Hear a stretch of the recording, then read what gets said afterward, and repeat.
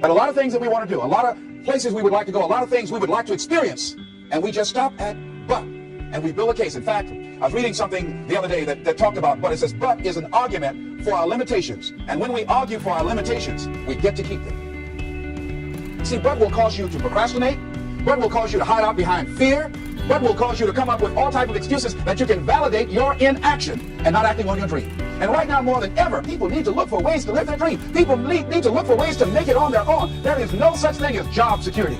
There's no such thing as a storm-proof or tragic-proof life. There are no guarantees today, ladies and gentlemen. The illusion is gone. There was a time when we graduated from high school, you're told, go to college, you get out, and you go and work for a corporation for 30 or 40 years, they'll give you a gold watch and you'll retire. Special announcement, that day is gone.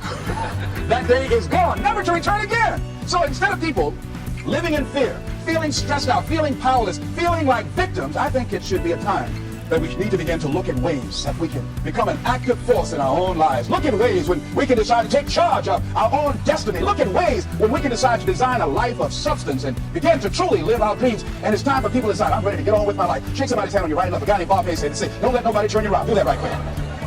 Now, you know, a lot of people say, I'm going to live my life one day when things get right.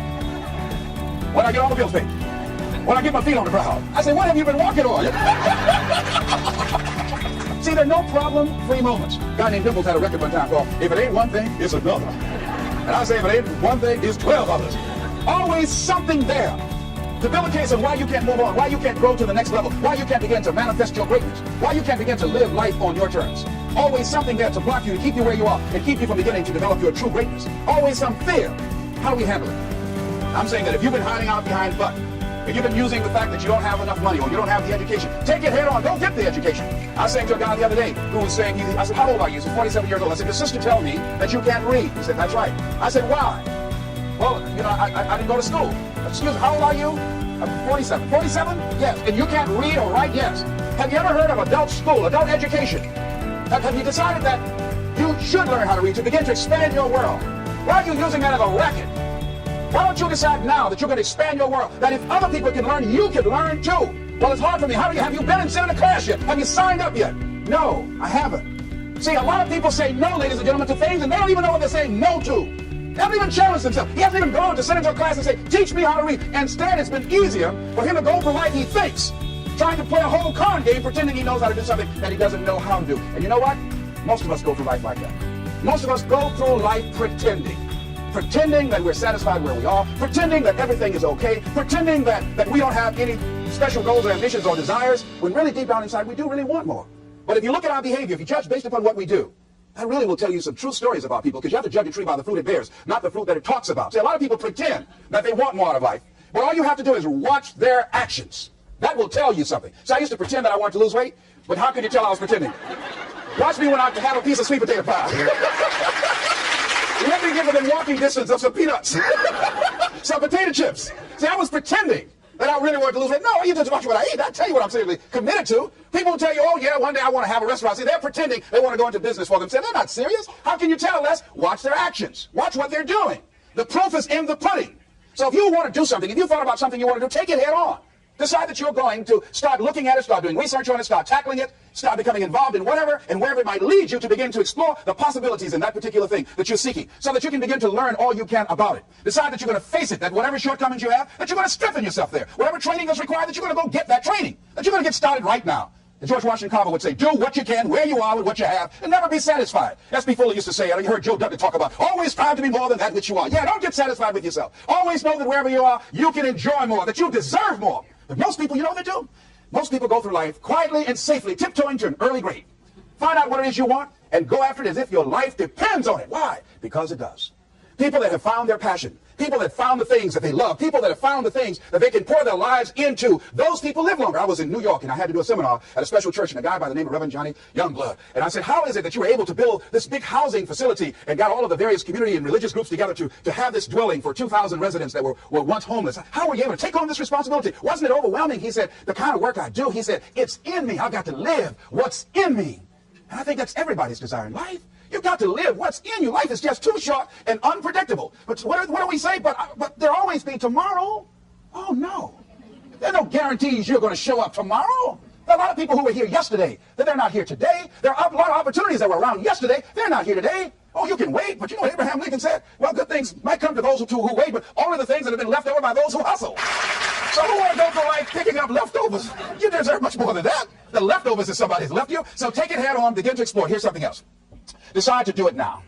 Decide whatever you want to do, that you are now going to become actively involved right now, exploring the possibilities for you. That you're going to look at it and do just a little bit of it right now. When I decided to become a speaker, I didn't just quit my job and just ran out and say, I'm a motivational speaker. No. What I did was, I decided to start looking at other people that were involved in the speaking profession. I volunteered to work with some speakers so that I could learn. Whatever you want to do, get your feet wet.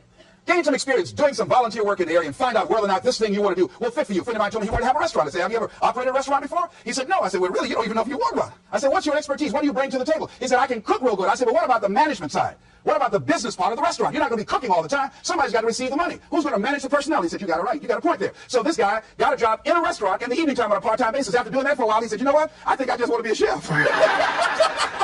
He said, after working there, people didn't show up to work. He said, it's hard to find the help. People weren't responsible. The headaches, the guests were just giving him problems day in and day out. They weren't ever satisfied. He said, no, I just think I'll stick to cooking.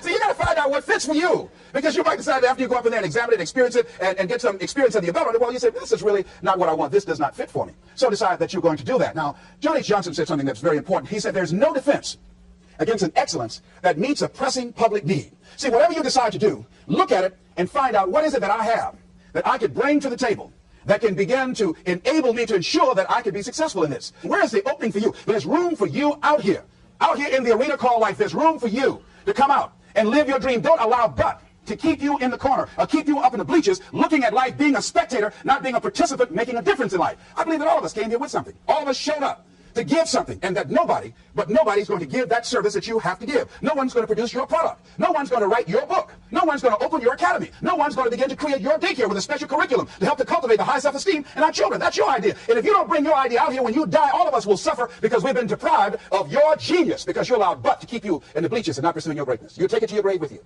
And that's what most people do. I think that's why the guy said that many people die at age 21 and don't get buried until they're 65. They're walking dead. You can tell them by the way they walk. How they look in the face when they speak to you. I was giving a speech at this high school, and a lady came after school. She said, Mr. Brown, I want to talk to you about my son. I said, what is it? She said, he's not motivated. I said, I wonder why. You got to have energy, ladies and gentlemen. You got to have life. If you're excited about what you're doing, even in the area of selling, you know people don't buy because of logical reasoning. People buy because of your way of feeling. People don't like to be around dead people. No, let the dead bury the dead. No, keep them away from you before they grab you and want to hold on to you. So the fact that whatever you do, you want to be excited about it. You want to have the kind of excitement that is so contagious that people want to be around you. Because whatever you're doing, whenever you talk to people about this particular idea that you have, they're looking at you and they want to know, do you believe it? And are you the kind of person they want to be in business with? And if you're not positive, if you're not energetic, if you're not fired up about it, how can you expect anybody else to be fired up about your idea? Am I right? All right, repeat after me, please. I want to be fired up about my dream. I'm going to go at it with everything I got. Shake somebody's hand on your right and left and say, you got what it takes. There are a lot of people who say, but I tried once or twice and it didn't work out. And so they use that as an excuse not to ever come out again. Guy said, if at first you don't succeed, you're running about average.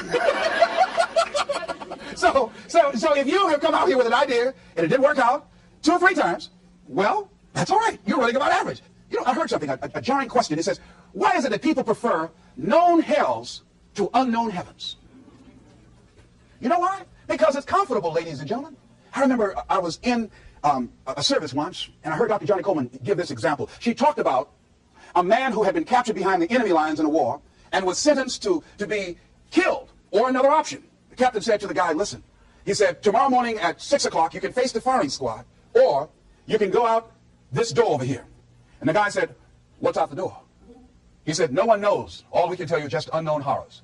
He thought, and the next morning he selected the firing squad. After the shots rang out, the captain's secretary said, what's beyond that door? And he said, freedom. But very few people would select to do it because it's unknown. See, a lot of people never live their dreams. A lot of people never do the things they want to do. A lot of people stay on jobs where they're miserable. I read an article called, Is Your Job Making You Sick? A lot of people, some of y'all know about that already here. So don't say amen, it's all right. That one lady told me, she said, when I used to go to work, she said, when I stepped in the door, it felt like a refrigerator dropped on my shoulders. How many of y'all understand that kind of feeling? They were miserable, just hated to go after 60 minutes on Sunday afternoon Oh, come Monday morning, my head used to throb. I just couldn't take it. Didn't want to go sometimes just for the heck of it. I just drive on by. Ooh, I used to hate to go to work. Many of us choose an active living death. Many of us are walking dead. The walking dead. That we're not doing what we want to do. Many of us stay in relationships where we're dying together rather than growing and expanding and living together. We're miserable, but because we don't have the courage to see ourselves beyond that relationship that has turned toxic, we go through life living dead people. And you can always tell couples that have been together for a little while. Go in a restaurant, the ones sitting side by side, giggling and talking to each other, feeding each other with their fork and spoon, they just got together for 1 week. You see them in the car, they sitting all up to each other, hugging and smoking. Oh, they've been together about 3 days, all right? But if you see people in the restaurant, see a couple, and they're sitting in front of each other. Takes so long for this food, I wonder when they're gonna hurry up. Those are married ones. I'm worried about people who've been married for years, living in 2 separate rooms, sleeping in 2 separate beds. Well, it's cheaper to keep them, not necessarily. It's according to the price you want to pay. See, the price of peace of mind, the price of living the truth, of being honest with yourself and say, wait a minute, it's got to be more than this. So you got to decide, wait.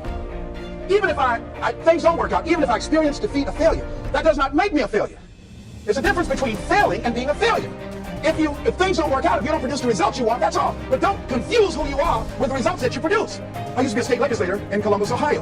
And I remember once I was going to introduce some legislation on the floor, and after getting that legislation passed, a guy came up behind me, and he had some legislation that I opposed him on that. And I was about to stand up to debate this guy, and the guy next to me said, "Steve, don't debate that guy." Why? Do you know who that is? I said, "No, it's Bill Cosby, Toledo. It's a bad dude. He's a lawyer, Les. That man can debate. I don't care who Les Brown, Minnie Brown's fault."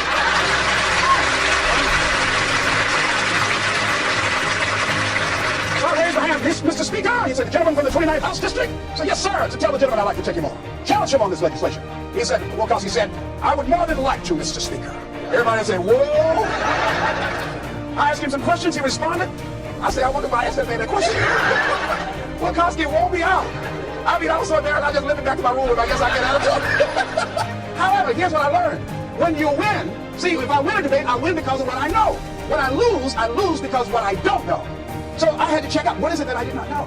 I wasn't prepared. I did not do enough research. I did not do my homework. So he handled me like he wanted to. So I came back again. I waited on some other legislation, did my homework. Well, he was more than able to take me out again. But pretty soon, each time it would take him, it would become a little bit more difficult and a little bit more difficult. And the older guy said, "Would you argue on behalf of this legislation for me?" I said, "Sure." I started volunteering to do work in the legislative committees for the older guys. I said, "Absolutely." And the more I did it, the better I became. And then people began to start respecting me. And when I would ask and say, "Mr. Speaker, I'd like to speak on that bill," some guys' lips start trembling and stuff like Jimmy. Well, wait a minute. Is there anything wrong? Do we have a problem?